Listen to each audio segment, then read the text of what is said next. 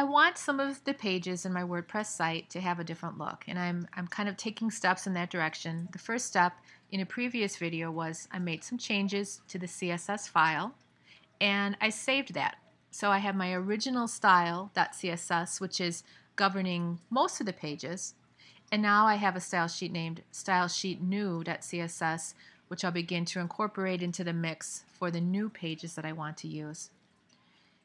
You have to think about where your style sheet lives, whether it's static HTML or in WordPress. Style sheets are always part of the header section of your document. And in WordPress, the header portion of your document lives in a file called header.php. So if I open up header.php,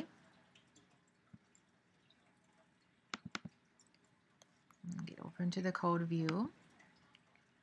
Okay, so here's all of the information, kind of dynamic, but here's the head section of my document, including the title and including links to the style sheets.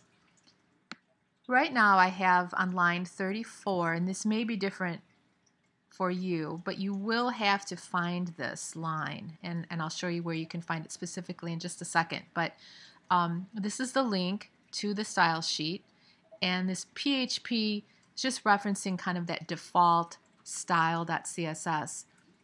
Well, we don't want to use that for these new pages. We have another style sheet that we want to use instead.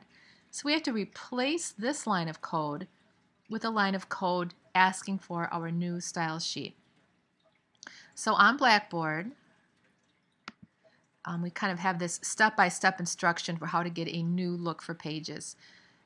We're on step 2, where we're actually going to create a new header file that contains this new style sheet. So we've already identified where the link to the default style sheet is. We need to delete that and instead replace it with this link to the new style sheet that we've created. So I'm just going to copy this and come back into this header.php file, and I will paste right over the top of that. So I still have a link to a style sheet. It's still going into my template directory to find it, but instead of it going to the default style sheet, it's going to one that I'm specifically naming here. And make sure that you're putting in whatever you have named your new style sheet. I named mine stylesheetnew.css.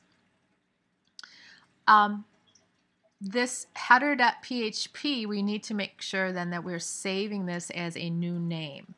We need a new header file that contains the new CSS, so a lot of little steps. So we have the call to the new style sheet.